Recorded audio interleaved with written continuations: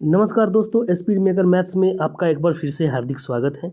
इस वीडियो में हम लोग CGL 2022 मेंस का जो पेपर हुआ था यानी टियर 2 का जो पेपर हुआ था, जो कि 2 मार्च 2023 को आयोजित किया गया था। पहला शिफ्ट जो हुआ था उसमें पूछे गए मैथमेटिक्स के जितने भी क्वेश्चन हैं उन सारे क्वेश्चन को यहाँ पे मैं आपको सोल्व करके बताऊँगा।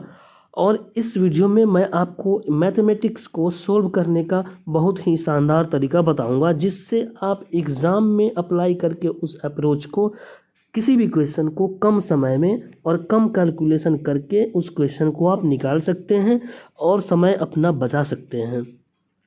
तो आइए शुरू करते हैं पहले क्वेश्चन से। पहला क्वेश्चन आपके सामने यहाँ पे क्या है कि x + 1/x बराबर में 4 दिया है और इसका मान हमसे पूछा जा रहा है। इसमें क्या है, बस चेंज क्या किया है कि वो उल्टा लिख दिया है। हम लोग आज तक पढ़ते आए हैं क्या x + 1/x, लेकिन यहाँ पे क्या किया है, उल्टा पूछ दिया है। तो हमें उससे कोई फ़र्क पड़ने वाला नहीं है। हमारे पास ये 4 दिया है तो x² + 1/x² बराबर में क्या हो जाता है, इसका स्क्वायर -2 यानी कि 14 इसका राइट आंसर हो जाएगा, जो कि ऑप्शन नंबर 3 में दिया हुआ है। अब यहाँ पे ये सवाल को मतलब यहाँ पे बताने का क्या कारण था, ये सवाल अगर ऐसे बनाते हैं तो फिर टाइम आपको लगेगा, अगर ये सोल्व करने लगे तो फिर आपको टाइम तो लगेगा। ये सवाल ऐसा है कि यहाँ पे आप अपना समय 10 से 15 सेकेंड तक आप बचा सकते हैं। वो कैसे, तो आपको क्या करना है कि याद कर लेना है, ये वैल्यूज़ जो है ये याद कर लेना है। जैसे 4 के लिए स्क्वायर में कितना आता है आंसर 14, 5 के लिए कितना आएगा 23, 6 के लिए कितना आएगा 34, 7 के लिए कितना आएगा 47 और 8 के लिए कितना आएगा 62, 9 के लिए 79। इस तरीके से ये जो वैल्यूज़ हैं ये आपको बाय हार्ट होनी चाहिए। तो इस तरीके से आप बगैर पेन उठाए बिना किसी कैलकुलेशन के आप डायरेक्ट आंसर पे पहुंच सकते हैं विदिन अ सेकेंड में। तो अब बढ़ते हैं अगले क्वेश्चन पे। अगला क्वेश्चन हमसे पूछा जा रहा है कि एक टोकरी में 350 अंडे हैं, 12% अंडे सड़े हुए हैं, तो कितने अंडे बेचने के लिए बचे हैं। अब यहाँ पे देखिए 350 अंडे हैं और इसमें से 12% सड़ गए हैं। तो कोई भी चीज़ अपने आप में 100% क्या होता है, पूर्ण होता है। तो अगर 12% सड़ा है तो कितना परसेंट बचा होगा, 88% बचा होगा। यानी कि 350 को 88% से गुना करने के बाद में मेरा आंसर यहाँ पे आ जाएगा।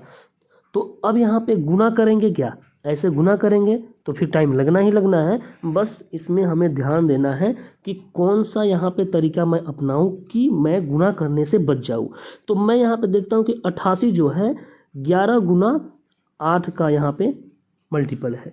तो जो भी मेरा आंसर होगा वो 11 का मल्टीपल तो होगा, और 11 का मल्टीपल ढूंढना क्या है, आसान है।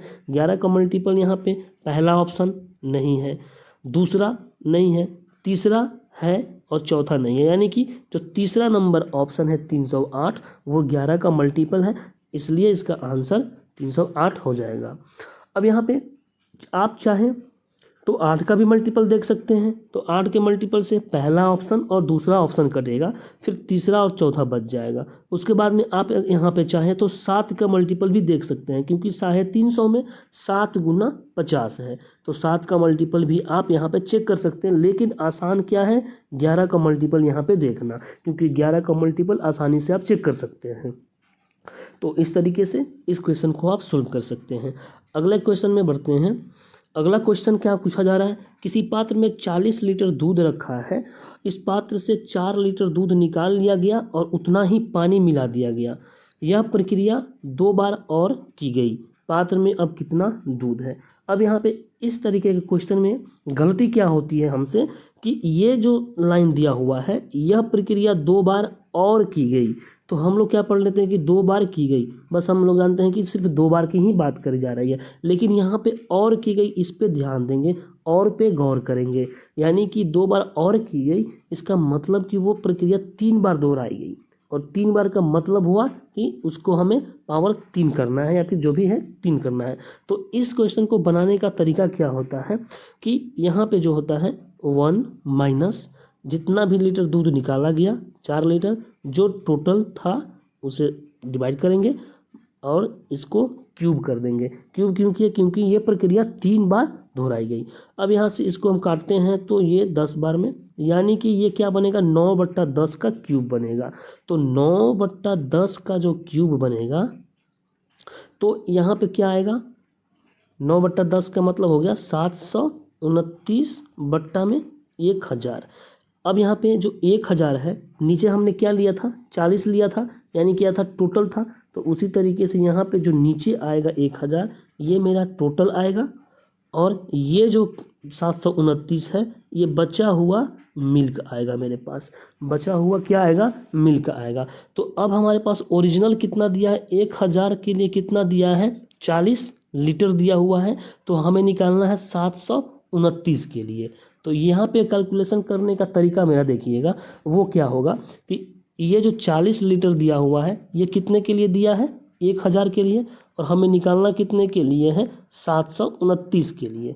तो अब यहाँ पे कैलकुलेशन क्या करेंगे? एक जीरो से एक जीरो तो मैंने हटा दिया, अब नीचे बचा है मेरा 2 जीरो। अब इसको गुणा करने के बाद मुझे 2 अंक से पहले क्या लगाना होगा? डेसिमल लगाना होगा। तो यहाँ पे मैं 4 नंबर ऑप्शन देखता हूँ, तो ये परफेक्ट फिगर में है, तो ये कभी नहीं होगा। उसके बाद में 2 नंबर ऑप्शन, ये भी नहीं होगा। सिर्फ बचा मेरा ये दोनों ऑप्शन, 1 नंबर और 3 नंबर। अब यहाँ पे एक और चीज़ देखेंगे, तो 4 को अगर हम 729 से डिवाइड करेंगे तो जो मेरा यूनिट डिजिट आएगा वो कितना आएगा? 6 आएगा, क्योंकि 9 चौका 36, यहाँ पे 6 आएगा। तो 6 ऑप्शन नंबर 3 में मौजूद है, और 2 अंक के पहले यहाँ पे डेसिमल लगा हुआ है, इसलिए इसका राइट आंसर ये ऑप्शन नंबर 3 हो जाएगा। पूरा गुणा करने से हम यहाँ पे बच सकते हैं। अब बढ़ते हैं अगले क्वेश्चन पे। अगला क्वेश्चन में हमसे ये बोर्ड मास का सवाल पूछा गया है। तो यहाँ से क्या करते हैं कि ये छोटे ब्रैकेट से पहले स्टार्ट करते हैं। तो 12 और 13 25, 25 में से 25 ये तो 0 हो गया। अब यहाँ पे 56 बच गया, और ये ब्रैकेट खोलेंगे तो -56, 40 में से -56 यानी कि -16, और यहाँ पे क्या है? 30 -16 हो जाएगा, तो माइनस माइनस प्लस, और ये 30 और 16 कितना हो जाएगा? 46 इसका राइट आंसर हो जाएगा। ये तो इजी क्वेश्चन था, इसमें तो कुछ था ही नहीं। अब बढ़ते हैं अगले क्वेश्चन पे। अगला क्वेश्चन में क्या है कि लकड़ी के 21 सेंटीमीटर की भुजा वाले घन से काटे जा सकने वाले सबसे बड़े गोले का आयतन कितना होगा? सबसे बड़े गोले का आयतन कितना होगा? और यहाँ पे हमें पाई का मान 22/7 यूज करने के लिए कहा गया है। अब यहाँ पे क्या समझने वाली बात क्या है कि एक जो घन होता है वो क्या होता है? ये एक मैंने ये घन बना दिया। अब इसमें से क्या है कि एक गोला काटना है, एक गोला, बड़े से बड़े आयतन का गोला काटना है। तो ये तो 3D फिगर हो गया। अब यहाँ से इस 3D फिगर को हम 2D फिगर में समझ के बनाएंगे। वो कैसे? यहाँ पे देखिए, ये क्या हो गया? ये जो घन है वो एक स्क्वायर के रूप में होगा, और उसमें से एक हम गोला यहाँ पे कट करेंगे।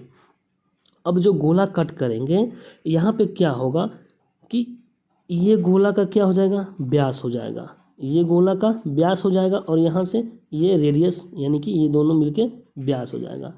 और ये गोला का जो व्यास होगा वो क्या होगा? वो घन का भुजा के बराबर होगा, क्योंकि ये क्या है? ये घन की भुजा है, और इसी के बराबर ये है। तो यहाँ से हम क्या समझ सकते हैं कि जो लकड़ी की भुजा जो है, घन की भुजा जो है, वो गोले का क्या है? व्यास है। यानी कि अगर हम r बराबर निकालें तो 21/2 सेंटीमीटर यहाँ पे मेरा ये आएगा। तो अब हमें निकालना है क्या? गोले का आयतन। तो गोले का आयतन 4/3 पाई और r³ यानी कि 21/2 का क्यूब हमें निकालना है। यानी कि 21/2 का क्यूब 8, और 21 को 2 बार और गुना कर देंगे। ये मैं आपको समझाने के लिए ये लिख रहा हूँ। अब क्या होगा? ये 7×21 से 21 कट जाएगा, और यहाँ से 4 और यहाँ से 2 आएगा तो ये 11 बचेगा, और ये 8 भी कट जाएगा। यानी नीचे मेरा कुछ भी नहीं बचा। अब ऊपर यहाँ 11 गुना 21 गुना 21 बच गया है।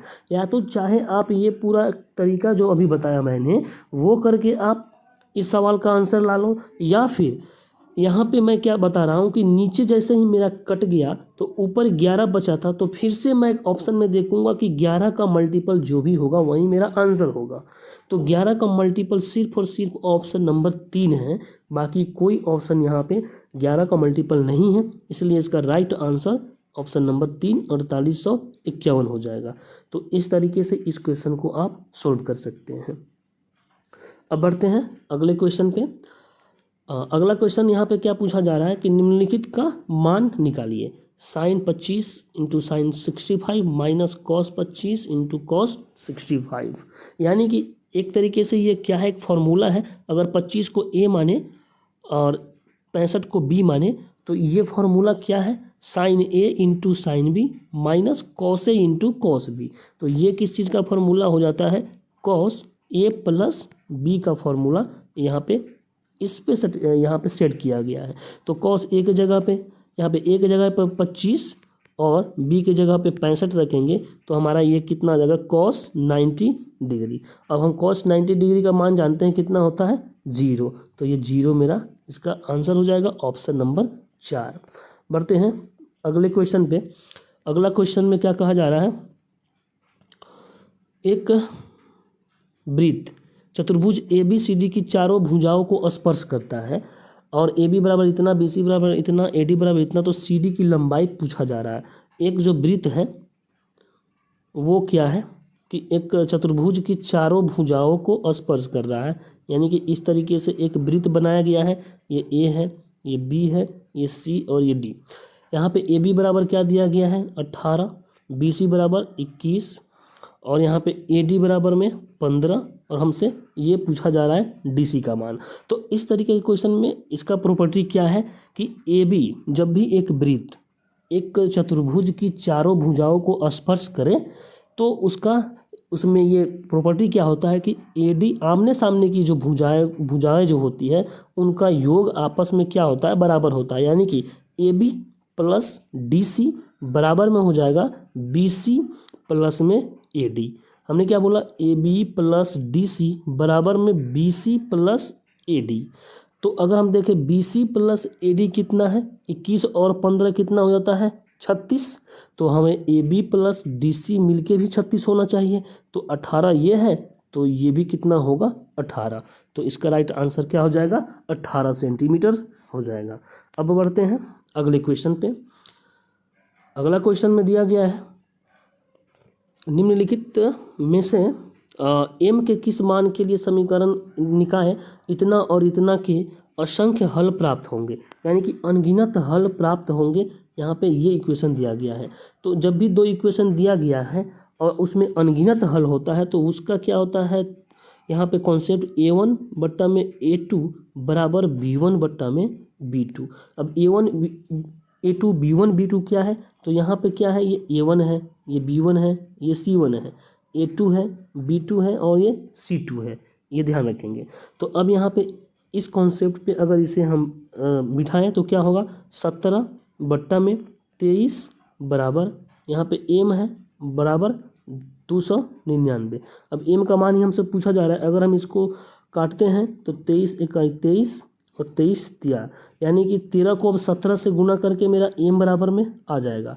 अब 13 से 17 को गुना करेंगे तो यहाँ पे मैं गुना पूरा नहीं करूँगा, चाहे तो आप जल्दी से पूरा गुना भी कर सकते हैं या फिर सिर्फ यूनिट डिजिट देख करके भी आंसर लगा सकते हैं। तो 17 को अगर 13 से गुना करेंगे तो लास्ट में 1 आएगा, ऑप्शन नंबर 2 में लास्ट में 1 है, यही इस क्वेश्चन का आंसर हो जाएगा। अब बढ़ते हैं अगले क्वेश्चन पे।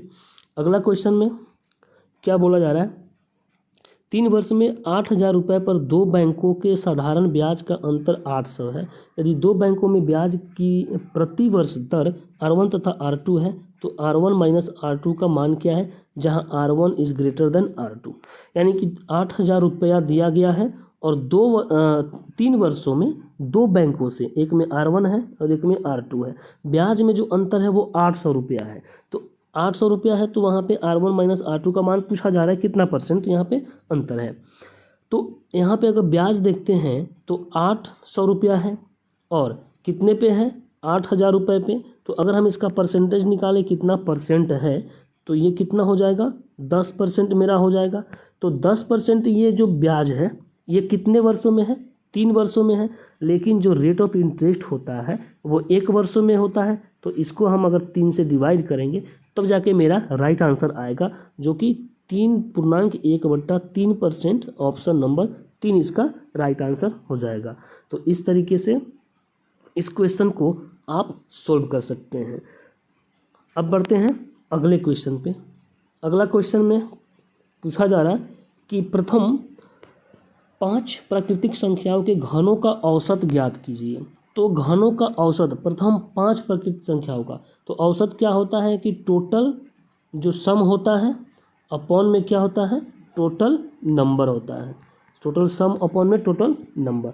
तो सबसे पहले अगर सम देखें, प्रथम 5 प्राकृतिक संख्याओं के घन का, यानी कि 1 क्यूब प्लस 2 क्यूब प्लस 3 4 और ये 5 क्यूब, इसका हमें पूछा जा रहा है।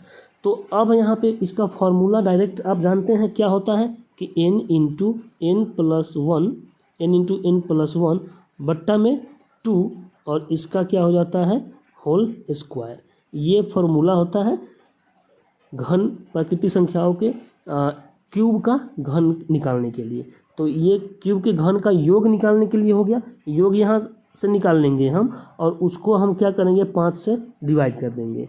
तो आइए इस क्वेश्चन को सोल्व करते हैं। इस पे आधारित, इस पे हम यहाँ पे मान को पुट करते हैं तो क्या हो जाएगा? 5 गुना 5 और 1 6 बट्टा में 2 और इसका क्या हो जाएगा? स्क्वायर हो जाएगा और इसको हमें आगे 5 से डिवाइड कर देना। ये स्क्वायर सिर्फ ऊपर है, तो अगर हम इसको काटते हैं तो ये कितना हो जाएगा? 3 बार में, तो 5 तिहाई 15, 15 गुना 15 स्क्वायर है तो 2 बार गुना कर दिए, बट्टा में 5 से इसको काटते हैं तो 5 तिहाई 15 यानी 15 तिहाई 45 इसका राइट आंसर हो जाएगा। तो इस तरीके से इस क्वेश्चन को आप सोल्व कर सकते हैं। अब अगला क्वेश्चन देखते हैं। अगला क्वेश्चन में कहा गया है कि त्रिभुज पी क्यू आर, यहाँ पे हमने एक ड्रॉ कर लिया, पी क्यू और ये आर में पी क्यू बराबर क्यू आर है, यानी कि जो पी क्यू है वो क्यू आर के बराबर है। तो जब दो भुजाएं आपस में बराबर हैं तो इनके जो एंगल हैं बने हुए वो भी आपस में बराबर होंगे और ये भुजाएं तो आपस में बराबर हैं ही। अब बोल रहा है कि पी क्यू आर में वो इस प्रकार है कि वह एक अंतः बिंदु है, यानी कि ये क्या है? एक अंतः बिंदु है। तो अंतः बिंदु है, यहाँ पे ओ हमने लिख लिया। अब यहाँ पे बोला है कि ओ पी आर यानी कि ये जो कोण दिया गया है ओ पी आर, ये बराबर है किसके? ओ आर पी के, ये इसके बराबर है। यानी कि ये कोण अगर मैं x मान लूँ तो ये भी कोण कितना हो जाएगा? x हो जाएगा। और ये पूरा कोण हमारे पास अगर मान लेते हैं ये थीटा हो गया, तो ये भी कोण हमारे पास पहले यहाँ पे इसके अनुसार ये भी क्या हो जाएगा? थीटा हो जाएगा। अब आगे देखते हैं। हाँ, अब बोला गया है कि कथनों पर विचार करें। ये हमारे पास ये डाटा दे दिया गया, कथन पे विचार करने के लिए कहा गया। तो पी ओ आर एक समद्विबाहु त्रिभुज है, ये तो सही है, पी ओ आर। अब क्या है कि ये जो एंगल बराबर है, अगर ये और ये एंगल बराबर है तो ये भुजा भी आपस में क्या होगी? बराबर होगी। तो ये समद्विबाहु त्रिभुज तो हो गया। तो पहला तो स्टेटमेंट सही है। अब बोला है कि ओ बिंदु पी क्यू आर का केंद्रक है। अब पी क्यू आर का केंद्रक तो नहीं है, ये अंतर बिंदु तो दिया है लेकिन ये केंद्रक नहीं है। केंद्रक कब होता? जब ये बिंदु इस पी और आर कोण के समद्विभाजक अगर होता तो जाकर के ये क्या होता? केंद्रक होता। लेकिन ये तो है नहीं समद्विभाजक, तो इसलिए ये क्या है? गलत स्टेटमेंट है। तो ये गलत स्टेटमेंट है। तो मैं इस क्वेश्चन को सिर्फ यही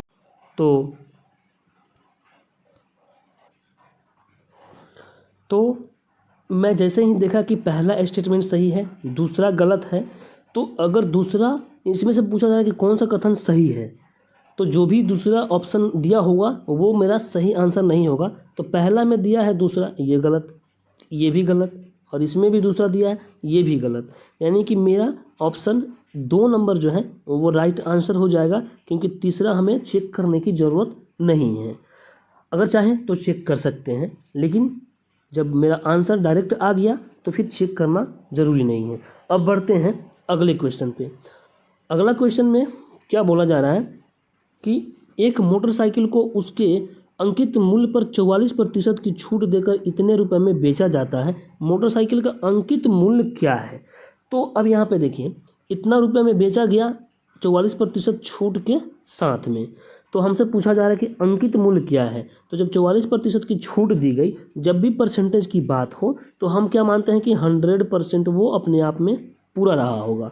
तो अगर 44% की छूट दे दी गई तो इतना में बेचा गया, तो ये कितने का मान होगा? ये 56% का मान होगा। तो 56% बराबर में इतना दे दिया है, तो हमें निकालना है 100% का मान। तो बस हमें इसी को सोल्व करना है, यानी कि 87500 बटा में 56 इंटू में 100। अब यहाँ पे चाहे तो आप इसे कैलकुलेट कर सकते हैं, या फिर अगर कैलकुलेट नहीं करना है तो अगर आपको पता है कि डिजिटल सम करके एक मेथड होता है, यानी कि डीएससी से कहते हैं डिजिटल सम, यानी कि अंकों का योग, तो उस आधार पे इस क्वेश्चन को आप बिना सोल्व किए हुए सोल्व कर सकते हैं, यहाँ पे आंसर टिक कर सकते हैं। तो यहाँ पे अगर हम देखते हैं तो इसका डिजिटल सम कितना होगा? 6 5 11, 11 का डिजिटल सम 2 आता है। तो अगर नीचे 2 आ गया तो ऊपर में गुना किससे हो जाता है? 5 से हो जाता है। अब यहाँ पे ये 0 0 इस सब का तो कोई डिजिटल सम नहीं होगा, एक ही होगा। अब यहाँ पे अब हम देख लेते हैं कि ऊपर का डिजिटल सम कितना आ गया, क्योंकि नीचे अगर 5 से ऊपर नीचे 5 से गुना किए तो इसका डिजिटल सम कितना आ गया? 1 आ गया। 1 आ गया तो उसका कोई वैल्यू नहीं है। अब यहाँ पे देखते हैं 8 7 15, 15 5 20, 20 का डिजिटल सम कितना आता है? 2। 2 गुना यहाँ पे क्या है? 5। ये 5 को मैंने गुना किया तो यहाँ पे आ गया 10, यानी कि इसका डिजिटल सम कितना आ गया? 1। अब हम देखते हैं कि इस ऑप्शन में डिजिटल सम 1 है। तो अगर पहला ऑप्शन देखते हैं तो 6 6 12 और 1 13, यानी कि इसका डिजिटल सम 4 आएगा, ये नहीं होगा। ये 8 और 1 9, 8 और 1 9, ये 9 यहाँ पे डिजिटल सम में क्या है कि 9 जहाँ पे बने उसे इग्नोर करना है। और यहाँ पे 5 4 9 ये भी बनेगा तो इसे इग्नोर। यहाँ बच गया 5, इसका डिजिटल सम 5 आएगा, ये भी नहीं होगा। और तीसरा ऑप्शन में देखते हैं तो 5 3 15 1 16, 16 का डिजिटल सम 7 आएगा, यानी कि ये भी नहीं होगा। तो सिर्फ ऑप्शन नंबर 4 मेरा बच रहा है, जो कि राइट आंसर हो जाएगा। इसका डिजिटल सम 1 आएगा, आप चेक कर सकते हैं। अब हम बढ़ते हैं अगले क्वेश्चन पे। अगला क्वेश्चन में क्या कहा जा रहा है कि संख्या जो दिया गया है ये किससे विभाज्य है। तो ये संख्या जो दी गई है किससे विभाज्य है, ये देखना है हमें।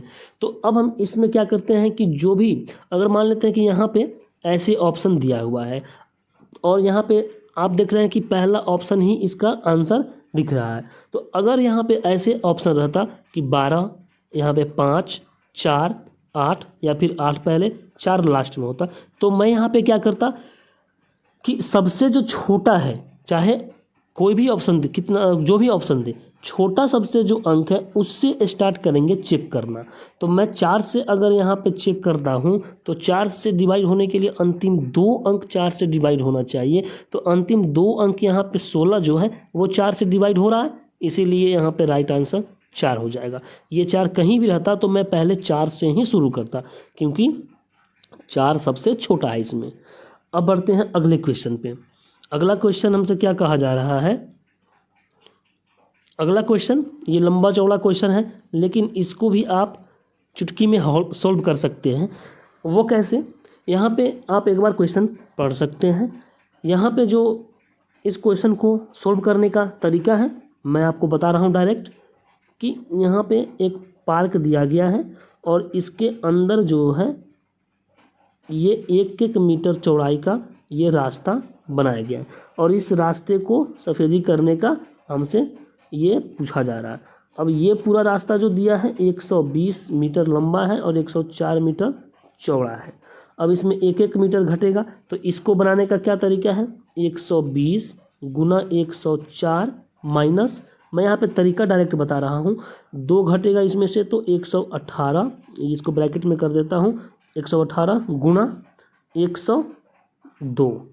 अब इसको सोल्व करने के बाद में जो आएगा उसे इससे गुना करना है, 2.5 से गुना करना है, तो मेरा यहाँ राइट आंसर आ जाएगा। अब इतना करें, या फिर आप यहाँ पे चाहे तो 2.5 को देख करके इसमें आंसर लगा सकते हैं। वो कैसे? 2.5 इसका मतलब यहाँ पे 0 है, ये 0 है, जो भी है, तो ये कहीं ना कहीं 25 मेरे पास दिख रहा है।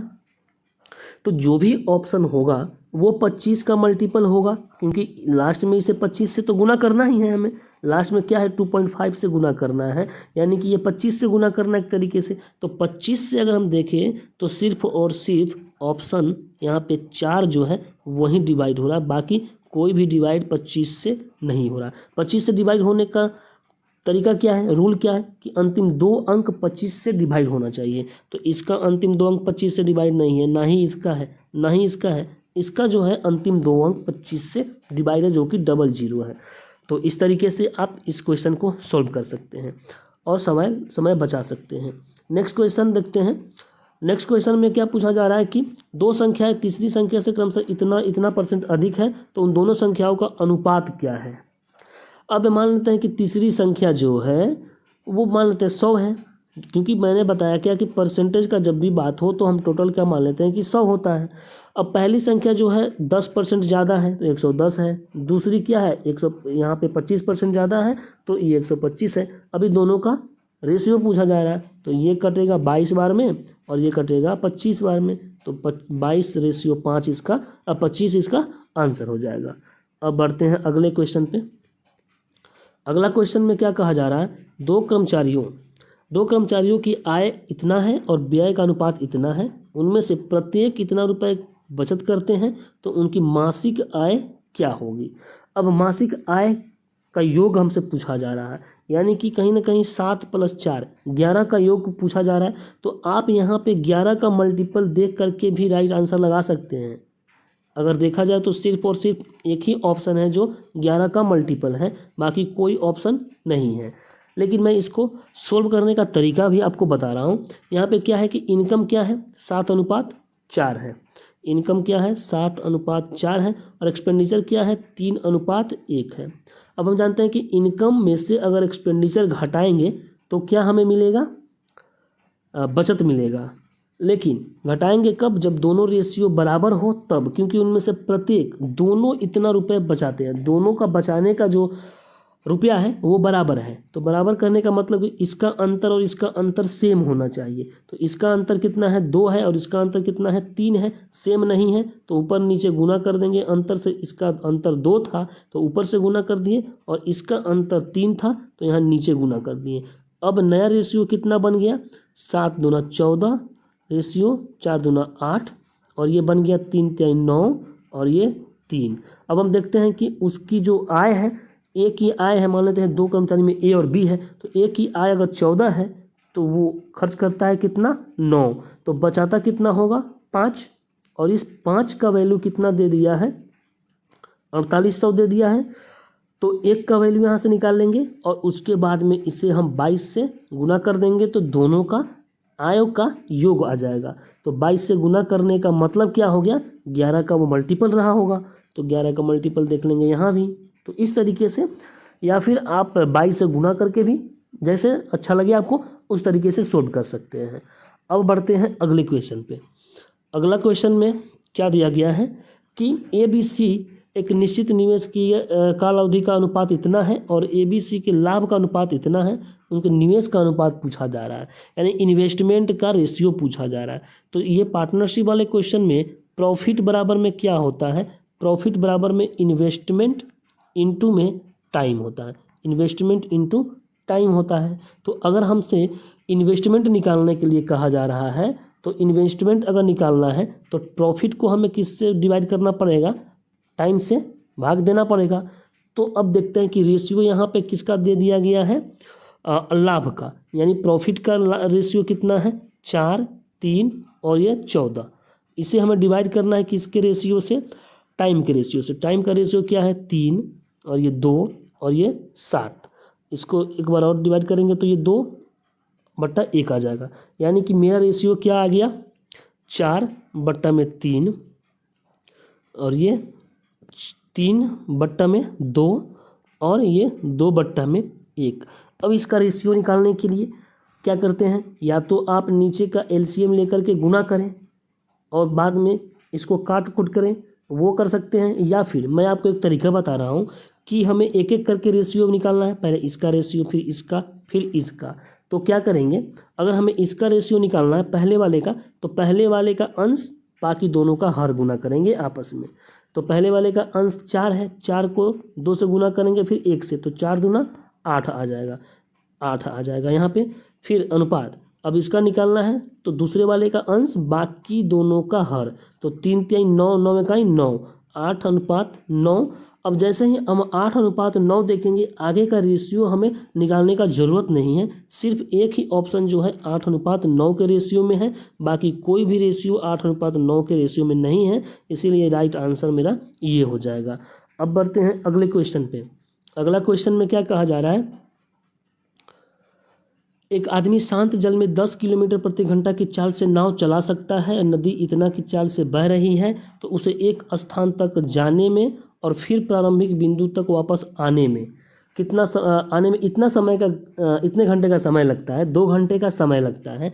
तो वो स्थान की दूरी कितनी स्थित है, मतलब दूरी पूछा जा रहा है। मान लेते हैं कि यहाँ से वो चलना स्टार्ट किया, यहाँ से धारा के साथ में गया और फिर ये धारा के विपरीत दिशा में यहाँ वापस आ गया। तो ये पूछा जाए कि ये जो दूरी है वो कितनी दूरी है। तो यहाँ पे इस सवाल को यहाँ पे समझने के लिए, बनाने के लिए आपको कॉन्सेप्ट की ज़रूरत क्या है कि अगर धारा के साथ में कोई भी नाव जा रही है तो धारा के साथ में उस नाव का ये वेलोसिटी है जो ऐड होगा, और धारा के अगर विपरीत है तो वो क्या होगा, माइनस होगा। अगर मैं बोट को बी से लिख रहा हूँ, करंट को सी से, तो अगर धारा के साथ जा रहा है तो बी प्लस सी, और धारा के विपरीत आ रहा है तो बी माइनस सी। ये बात समझ गए। अब क्या है कि अब हम जानते हैं एक और कॉन्सेप्ट टाइम एंड डिस्टेंस में, क्या कि अगर कोई व्यक्ति एक निश्चित बिंदु से निश्चित दूरी जाता है और फिर वापस आ जाता है तो उसका एवरेज स्पीड जो होता है वो क्या होता है, 2 इंटू, अगर मान लेते हैं एक्स की स्पीड से वो गया और वाई के स्पीड से आया तो उसका एवरेज स्पीड क्या हो जाता है, 2 into x into y upon में एक्स प्लस वाई। ये क्या आ जाता है, एवरेज स्पीड आ जाता है। और अगर एवरेज स्पीड को अगर हम टाइम से गुना कर दें तो ये मेरा क्या आ जाएगा, टोटल डिस्टेंस आ जाएगा। ये बात समझ रहे हैं। तो अब इसी 2 कॉन्सेप्ट पे ये क्वेश्चन बेस्ड है। तो आइए यहाँ पे पहले अगर ये धारा के साथ जाएगा तो उसका जो ये स्पीड हो जाएगा वो क्या होगा, ऐड होगा, तो 10 4 14.5 होगा। और जब वो वापस आएगा तो इसमें से माइनस होगा तो ये 5.5 होगा। यहाँ पे बात क्लियर है। तो अब यहाँ पे 2 इंटू 14.5 यानी एक्स इंटू 5.5 यानी वाई बट्टा में 14.5 प्लस 5.5 यानी कि कितना हो गया, 20। अब यहाँ पे क्या हो गया, ये क्या हुआ कि इसका औसत चाल हो गया। औसत चाल यानी कि जाने का भी और आने का भी। लेकिन अगर इसमें हम टाइम से गुना कर दे 2 से तो ये क्या हो जाएगा, उसके द्वारा तय की गई कुल दूरी हो जाएगी। तो कुल दूरी हो जाएगी क्या, इधर से गया जो भी और ये आया वो भी, यानी कि ये दूरी 2 बार हम क्या कर देंगे, काउंट कर देंगे। तो इसीलिए इसको हम आगे 2 से डिवाइड कर देंगे तो हमसे सिर्फ वो स्थान की दूरी, एक तरफ की दूरी निकल जाएगी। तो अगर हम 2 से डिवाइड करते हैं तो ये 2 कैंसिल हो जाएगा। अब उसके बाद में ये 2 से डिवाइड करते हैं तो ये 10 बार में कैंसिल हो जाएगा।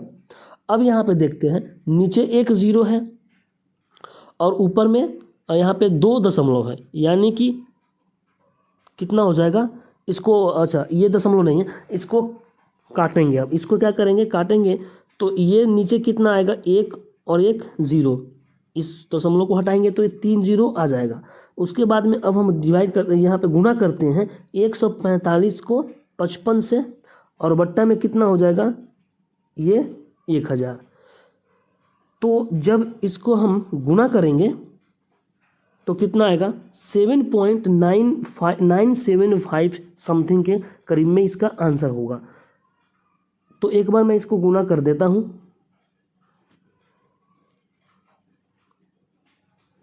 तो यहाँ पे क्या गुना करना था, 14.5 गुना 5.5 और इसे डिवाइड करना था 2 0 यानी कि 3 0 से, यानी इसको करने के बाद। तो अब यहाँ पे मैं इसको भी गुना करूँगा कैसे, यहाँ पे ध्यान देंगे कि 145 गुना में 5 गुना में 11, 55 को हम 5 गुना 11 लिख सकते हैं। अब यहाँ पे 5 से गुना करने में और 11 से गुना करने में मुझे आसानी हो जाएगी। तो ये 5 से गुना करूँगा, 5 पचे 25, 5 का 20, 2 22 और ये 7। इसको गुना करना है 11 से। तो 11 से गुना करने का तरीका क्या होता है, यहाँ पे 5 और 5 और 2 7, 7 और 2 9 और ये 7 का 7 और नीचे क्या था, 3 जीरो था। तो 3 अंक के पहले हमें पॉइंट दे देंगे। तो ये 7.975 यानी कि 2 दशमलव तक अगर लिखे तो 7.98 इसका राइट आंसर हो जाएगा। तो इस तरीके से इसको कैलकुलेट कर सकते हैं। ये थोड़ा सा कैलकुलेटिव क्वेश्चन था, लेकिन आप थोड़ा सा ट्रिकी वे में आप कैलकुलेट करते हैं तो थोड़ा टाइम बचा सकते हैं। अब अगले क्वेश्चन पे बढ़ते हैं। अगला क्वेश्चन में क्या है कि इसका हमसे मान पूछा जा रहा है। तो इसका मान ये 1681 किसका स्क्वायर होता है। आपको 1 से 50 तक का स्क्वायर हमेशा याद रहना चाहिए। तो यहाँ पे ये किसका स्क्वायर है, तो कहेंगे 41 का स्क्वायर है। और 41 में अगर 8 जोड़ेंगे तो कितना हो जाएगा, 49 हो जाएगा। 49 किसका स्क्वायर होता है, 7 का, इसलिए राइट आंसर 7 हो जाएगा। अब बढ़ते हैं अगले क्वेश्चन पे। अगला क्वेश्चन में कहा जा रहा है कि यदि किसी गोले की त्रिज्या 48% कम कर दी जाए तो उसका वक्र पृष्ठीय क्षेत्रफल कितना प्रतिशत कम हो जाएगा। तो गोला का वक्र पृष्ठीय क्षेत्रफल क्या होता है, 4 पाई आर स्क्वायर। 4 और पाई तो कांस्टेंट है, जो भी यहाँ पे अंतर होगा, जो भी कमी होगा, जो भी ये क्या चेंजिंग होगा वो आर में होगा, यानी आर स्क्वायर को यानी आर इंटू आर से होगा। तो कहने का मतलब ये 48 को 2 बार करना है माइनस। तो यानी कि क्या है, 48% और 48%, यानी कि x का मान अगर 48 है और y का मान 48 है तो वो फॉर्मूला जानते हैं कि x plus y plus x into y upon में 100। ये तो ऐड करने वाला होता है कि वृद्धि हो गई तो, और कमी हो वाली क्या करते हैं कि ये माइनस हो जाता है, माइनस हो जाता है और ये प्लस ही होता है और माइनस माइनस होता है। ये फॉर्मूला आप जानते हैं। तो अब यहाँ पे ध्यान देने वाली बात क्या है कि 48 को 2 बार तो 96 तो होगा ही। अब इसमें से क्या होगा, माइनस होगा।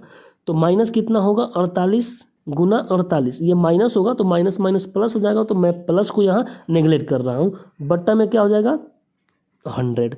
अब यहाँ पे देखते हैं तो 48 का स्क्वायर कितना होता है, स्क्वायर आपको ध्यान रखना चाहिए 2304 होता है। तो 2304 को जब 100 से डिवाइड करेंगे तो यहाँ पे 2 अंक के पहले पॉइंट यानी 23.04 ये इसमें से घटेगा। तो 96 में से अगर 23.04 घटा रहे हैं तो कहीं ना कहीं यहाँ पे जो मेरा पॉइंट के बाद में आएगा तो वो 96 आएगा, 0.96 आएगा, तब तो जाकर के ये राउंड फिगर बनेगा। 96 में 0.96 में अगर 0.04 ऐड होगा तब तो जाके वो पूरा 1 बनेगा। तो जो भी ऑप्शन में 96 होगा पॉइंट के बाद में वही मेरा राइट आंसर हो जाएगा, जो कि ऑप्शन नंबर 3 हो जाएगा। तो इस तरीके से इस क्वेश्चन में आप यहाँ पे दिमाग लगा सकते हैं। अब बढ़ते हैं अगले क्वेश्चन पे। अगला क्वेश्चन में क्या कहा जा रहा है, निम्नलिखित संख्याओं का अंक गणितीय या समांतर माध्य क्या होगा। यानी कि समांतर माध्य, माध्य का मतलब क्या हो गया, एवरेज पूछा जा रहा है। सिंपल सा बात पूछा जा रहा है कि एवरेज क्या होगा। तो एवरेज का मतलब क्या होता है कि सबको बराबर बराबर में बांटना, यही तो एवरेज कहलाता है। यानी कि अगर 100 रुपया है और 5 आदमी में बांटना है तो कितना जाएगा, 20-20 रुपया जाएगा। यानी कि कहें तो एवरेज, एक आदमी को एवरेज कितना मिला, 20 मिला। यानी सबको बराबर बराबर में बांटना है। तो अगर हम देखें ये डेटा कितना दिया हुआ है, 23 और ये 17, ये 20 और ये 19 और ये 21। अब या तो आप इसको ऐड करके बट्टा में 5 करके आंसर ला लीजिए, या फिर थोड़ा सा दिमाग अगर लगाएंगे तो कहीं ना कहीं ये जो संख्याएं हैं 20 के आसपास में घूम रही है। तो अगर हम सबको 20 बना दें तो ये मेरा आंसर 20 सेटिस्फाइड हो जाएगा। तो अगर हम 21 में से एक अगर 19 को दे दे तो ये दोनों 20 बन गया, ठीक है। अब ये 23 में से अगर ये 17 को 3 दे दे तो ये भी 20 बन गया, और ये 20 तो ऑलरेडी है ही। तो अब हम क्या देखें कि 20 ये भी है, 20 ये भी है, ये भी 20 है, ये भी 20 बन गया और ये भी 20 बन गया। तो यानी कि इसका जो माध्य होगा वो तो 20 डायरेक्ट आ गया। तो इस तरीके से इसका राइट आंसर 20 हो जाएगा। अब बढ़ते हैं अगले क्वेश्चन पे। अगला क्वेश्चन में क्या कहा जा रहा है कि क्रमशः इतना इतना सेंटीमीटर व्यास के 3 नल है, उनके माध्यम से प्रवाहित जल का अनुपात उनके व्यास के वर्ग के अनुपात के बराबर है। व्यास के जो दिया हुआ है उसके वर्ग के बराबर है। अब बोला सबसे बड़ा जो नल है अकेले टंकी को इतना मिनट में भर सकता है, तो सभी नल कितने देर में भर सकते हैं। तो सिंपल सा बात है, जो भी भरने की क्षमता है इसके व्यास के स्क्वायर के अनुपात में है। तो पहला का कितना हो जाएगा, 4 हो जाएगा, दूसरा का 9 हो जाएगा और तीसरा का 16 हो जाएगा। ये हो जाएगा तीनों के क्षमता, तीनों नलों का क्षमता हो जाएगा। अब यहाँ पे कहा जा रहा है कि सबसे बड़ा जो नल है अकेले टंकी को 81 मिनट में भर देता है। यानी टोटल वर्क अगर देखें तो 81 गुना बड़े नल की क्षमता कितना है, 16। इतना टोटल वर्क हो गया। इससे अब हमें किससे कराना है, इन तीनों से कराना है एक साथ। यानी कि 9 6 कितना, 16 9 25 और 4 29, यानी कि 29 से डिवाइड करना है। यानी कि 16 को 81 से गुना कर दें और 29 से डिवाइड कर दें। तो अब यहाँ पे देखते हैं इसको गुना करने का तरीका। देखिए 16 को हमें कितना से गुना करना है, 81 से, और डिवाइड करना है 29 से। तो 16 को अगर हम 80 से अगर गुना कर देते, 81 को हम 80 मान लेते हैं, तो 16 8 128 यानी कि 1280। 1280 में फिर 16 जोड़ेंगे तो 1296। अब इसको हम 29 से डिवाइड करेंगे। अब यहाँ पे देखते हैं डिवाइड करने का तरीका। 29, अब ऑप्शन देख लेते हैं। ऑप्शन में क्या क्या दिया है, 54 44 34। अब यहाँ पे देखते हैं 34 पहले देखते हैं, तो 29 तिया 87, ये तो 3 बार में अगर देखते हैं तो 87 ही आएगा, जबकि ये 129 है, तो ये ऑप्शन तो नहीं होगा। 29 को अगर हम 5 से देखते हैं तो 29 पचे 145, जो कि 129 ही है, तो ये ऑप्शन गया। अब बच गया 29 को 4 से करते हैं तो 29 चौका कितना होता है, 116, जो कि 129 के करीब है। तो इसीलिए मेरा राइट आंसर ये हो जाएगा, बिना ही इसको आगे सॉल्व किए हुए। तो अब बढ़ते हैं अगले क्वेश्चन पे। अगला क्वेश्चन में क्या कहा जा रहा है कि ए बी सी 3 बिंदु इस प्रकार हैं कि ए बी बराबर में, मान लेते हैं कि A B C, A B और ये सी, 3 बिंदु इस प्रकार है कि ए बी बराबर में 9 है, बी सी बराबर में 11 है और ए सी बराबर में 20 है। यानी कि ये पूरा जो है 20 है, अब ये 11 और 9 20 के बराबर है ही। तो अब बोला जा रहा है कि ए बी सी से गुजरने वाले वृत्तों की संख्या। अच्छा, ए बी सी से ऐसा वृत्त जो तीनों से गुजरे, तीनों बिंदुओं से होकर गुजरे, ए से भी, बी से भी और सी से भी। तो ऐसा तो कोई वृत्त ही नहीं होगा जो तीनों बिंदुओं से होकर गुजरेगा तो या तो ए और सी से, या फिर बी या सी से, और या फिर ए और बी से, ऐसे गुजर सकता है। लेकिन तीनों बिंदुओं से होकर एक भी वृत्त नहीं गुजरेगी, इसलिए राइट आंसर 0 हो जाएगा। अगला क्वेश्चन देख लेते हैं। अगला क्वेश्चन में क्या कहा जा रहा है कि एक आदमी 5,000 रुपये में एक मशीन खरीदता है और 1 वर्ष के बाद में 6,000 में बेच देता है।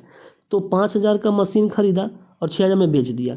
फिर वह उसी मशीन को 8,000 में खरीदता है और 10,000 में बेच देता है। तो दोनों लेन देन में उसका समग्र लाभ प्रतिशत क्या होगा। तो समग्र लाभ प्रतिशत SP कितना है और CP कितना था, इसका जो अंतर होगा वो लाभ होगा, और उसको CP से डिवाइड कर देंगे, 100 से गुना कर देंगे, तो वो मेरा आंसर हो जाएगा। तो अब देखते हैं टोटल CP इसको कितना लग गया, क्रय मूल्य कितना लग गया, कॉस्ट प्राइस कितना लग गया। तो 5,000 और 8,000, 13,000 तो इसे खरीदने में लग गया, और बेचा कितने में है, 6,000 और 10,000, 16,000 में बेच दिया है। तो इसे अगर रेशियो निकालते हैं तो 13 का सामान कितना में बेच दिया, 16 में। फ़ायदा कितने का हुआ, 3 का, कितने पे, 13 पे। 100 से गुना करेंगे तो 300। अब यहाँ पे काटेंगे तो 13 दूना 26, यानी कि 2 और 4 0, 13 तिहाई, 23 पॉइंट समथिंग। सिर्फ एक ऑप्शन में दिख रहा है, 4 नंबर ऑप्शन इसका राइट आंसर हो जाएगा। तो इस तरीके से इस क्वेश्चन को आप सोल्व कर सकते हैं। अब बढ़ते हैं अगले क्वेश्चन पे। अगला क्वेश्चन में क्या दिया गया है कि 2 जहाज एक प्रकाश स्तंभ के सम्मुख इस प्रकार है। तो मान लेते हैं ये एक प्रकाश स्तंभ है और 2 जहाज इस तरीके से, पहला जहाज यहाँ है और दूसरा जहाज यहाँ है। अब बोला इस प्रकार संरेख है कि वो प्रकाश स्तंभ के सिर से दोनों जहाज़ों के अवनमन कोण इतना और इतना है। तो अब अवनमन कोण 30 और 60 डिग्री है। अब यहाँ पे क्या होता है, 90 डिग्री, और इससे जितना ही दूर जाएगा वो एंगल उतना ही कम होता जाएगा। तो यहाँ पे निश्चित है कि ये 30 डिग्री आएगा और यहाँ पे कितना आएगा, 60 डिग्री आएगा। तो ये हमने बना लिया। अब बोला है कि यदि दोनों जहाज़ों के बीच की दूरी, ये पहला जहाज़ है और ये दूसरा जहाज़, इसके बीच की दूरी हमें दे दिया गया है इतना, तो प्रकाश स्तंभ की ऊंचाई, तो इस प्रकाश स्तंभ की ऊंचाई हमसे पूछा जा रहा है। तो अब यहाँ पे बहुत शॉर्ट तरीका क्या है बनाने का, हम tan 60 और tan 30 पे यहाँ पे चलेंगे। तो इस ट्रायंगल में अगर चलते हैं, इस ट्रायंगल में, तो tan 60 का मान कितना हो जाता है, √3/1। और पूरे ट्रायंगल में अगर हम चलते हैं tan 30 के लिए, तो कितना हो जाएगा 1, और पूरा हो जाएगा √3। अब हम देखते हैं कि इस दोनों में, इस ट्रायंगल में, इस छोटे वाले ट्रायंगल में और इस बड़े वाले ट्रायंगल में बराबर, यानी कि कॉमन कौन सा है, कॉमन है ये प्रकाश स्तंभ। तो कॉमन, अगर प्रकाश स्तंभ कॉमन है तो इसका रेशियो भी कॉमन होना चाहिए। तो पहले में तो √3 है, दूसरे में 1 है, तो इसको भी हमें √3 से गुना करके बनाना होगा। और जब इसको √3 से गुना किए हैं तो इसको भी √3 से गुना करेंगे तो पूरा 3 हो जाएगा। तो अगर ये पूरा 3 है तो और ये 1 है तो ये कितना हो जाएगा 2। अब इस 2 का मान हमारे पास कितना दे दिया है, 230 √3। ये 2 का मान दे दिया है और पूछा जा रहा है किसका मान, √3 का। तो √3 का पूछा जा रहा है, तो यानी कि √3 से हमें एक बार फिर से गुना करना होगा। तो जैसे ही गुना करेंगे तो ये 2 से काटेंगे तो 115, और √3 को 2 बार गुना करेंगे तो 3 हो जाएगा। तो 115 गुणा 3, 300, यहाँ पे कितना हो जाएगा 345। 345 इसका राइट आंसर होगा, लेकिन ये ऑप्शन गलत दिया हुआ है। इसका राइट आंसर हो जाएगा 345 सेंटीमीटर। तो अब बढ़ते हैं अगले सवाल पे। अगला सवाल में क्या कहा जा रहा है, एक कांच के पात्र से, एक कांच के पात्र में सफ़ेद यानी कि वाइट कितना है, 6 है। इस क्वेश्चन में ही देखते हैं, वाइट 6 है, ब्लैक 8 है, रेड 4 है और नीला 3 है। यदि पात्र में से एक कांचा या यादृच्छिक निकाला जाता है, चुना जाता है, तो काले या नीले रंग की होने की प्रायिकता क्या होगी। अब यहाँ पे काले या नीले, या अगर बोल दिया यानी कि ये और बोल दिया तो क्या होता है, प्रोबेबिलिटी में प्लस होता है। और अगर एंड दिया रहता और दिया रहता तो क्या होता, गुना होता। बस ये बात ध्यान रखना है। अब यहाँ पे क्या है कि परमुटेशन एंड कॉम्बिनेशन से इसको सोल्व करेंगे। तो क्या होगा, यहाँ पे प्रायिकता क्या होता है कि नंबर ऑफ इवेंट सबसे, मतलब टोटल नंबर ऑफ इवेंट जो होगा वो नीचे, और प्रोबेबिलिटी ऑफ इवेंट यानी इवेंट होने की संभावना, उसको ऊपर करते हैं। तो यहाँ पे प्रोबेबिलिटी होने की क्या है, संभावना क्या है, काले या नीले रंग। तो काला कितना है 8 और नीले कितना है 3। तो या तो 8C1 होगा प्लस, या बोला है तो प्लस होगा, या फिर 3C1 होगा। बट्टा में कितना होगा, टोटल कितना है 21, 814 3 17, 814 4 18 3 20, यानी कि 21 हो जाएगा। तो यहाँ पे 8C1 का मतलब क्या हो गया, 8 हो गया, और 3C1 का मतलब कितना हुआ 3। तो 8 और 3 11 अपॉन में 21। इसका ये राइट आंसर 11/21, जो कि ऑप्शन नंबर 1 हो गया। अब बढ़ते हैं अगले क्वेश्चन पे। अगला क्वेश्चन में कहा जा रहा है यदि ब्याज अर्धवार्षिक रूप से चक्रवृद्धि होता है तो इतना रुपए की राशि पर 20% की दर से 1 वर्ष का चक्रवृद्धि ब्याज ज्ञात करना है। तो ये वार्षिक दिया गया है रेट 20%, अर्धवार्षिक कितना हो जाएगा, हाफ हो जाएगा 10%। तो 10% के रेट से 2 वर्ष का कितना हो जाता है 21%। तो यहाँ पे 21% किसका निकालना है, 8,000 का, यानी कि 21% ऑफ 8,000, यानी 21 को 8 से गुना करना पड़ेगा, जो भी जीरो हो। तो 21 को अगर 8 से गुना करेंगे तो 168 आएगा, उसके बाद में एक जीरो आएगा, तो 168 यानी कि 1680, ऑप्शन नंबर 1 हो जाएगा इसका राइट आंसर। अब बढ़ते हैं अगले क्वेश्चन पे। अगला क्वेश्चन क्या कह रहा है कि 2 संख्याओं का गुणनफल इतना है और उनका मसप इतना है, यानी HCF इतना है, तो संभावित युग्मों की संख्या क्या होगी। अब यहाँ पे देखिए, मैंने क्या बोला कि ये जो मसप है, HCF है, इसको हम यहाँ पे A से डिनोट कर रहे हैं, जो कि 10 है। और संख्याओं का अब गुणनफल क्या है, गुणनफल यहाँ पे इसको मैं डिनोट करता हूँ किससे, A² into M into N। ये कितना है 1500। तो अगर हम यहाँ से A² का मान रख लें तो M और N बराबर में कितना आ जाएगा, 10 का स्क्वायर 100 से डिवाइड करेंगे तो कितना आ जाएगा, 15 आ जाएगा। यानी कि m और n जो है 15 आ गया। ये m और n क्या है, ये वही प्राइम फैक्टर है जिस प्राइम फैक्टर में हम ये यानी कि HCF से गुना करके ओरिजिनल संख्या लाते हैं। यानी कि ये m गुना n क्या है, प्राइम फैक्टर है। यानी कि इस 15 का हमें प्राइम फैक्टर करके देखना है कि कितना संभावित युग्म बन रहा है। तो 15 को अगर हम प्राइम फैक्टराइजेशन करेंगे तो या तो 1 गुना 15 लिख सकते हैं या फिर 3 गुना 5 लिख सकते हैं। इसके अलावा दूसरा कुछ नहीं लिख सकते हैं। इसीलिए यहाँ पे 2 युग्म इसका राइट आंसर ऑप्शन नंबर 3 हो जाएगा। अब बढ़ते हैं अगले क्वेश्चन पे, जो कि लास्ट क्वेश्चन है।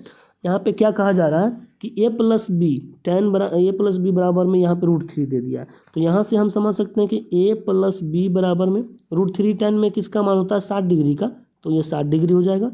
और ये tan में किसका मान होता है, 1/3 30 डिग्री का, तो a माइनस बी बराबर में कितना है, 30 डिग्री।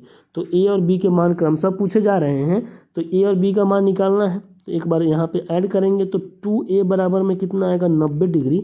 a बराबर में कितना आ गया, 45 डिग्री। अब जैसे ही a बराबर 45 डिग्री देखें, ऑप्शन मेरा तैयार है, क्योंकि सिर्फ एक में ही a का मान 45 है, बाकी किसी में नहीं है। इसीलिए ये ऑप्शन नंबर 2 इसका राइट आंसर हो जाएगा।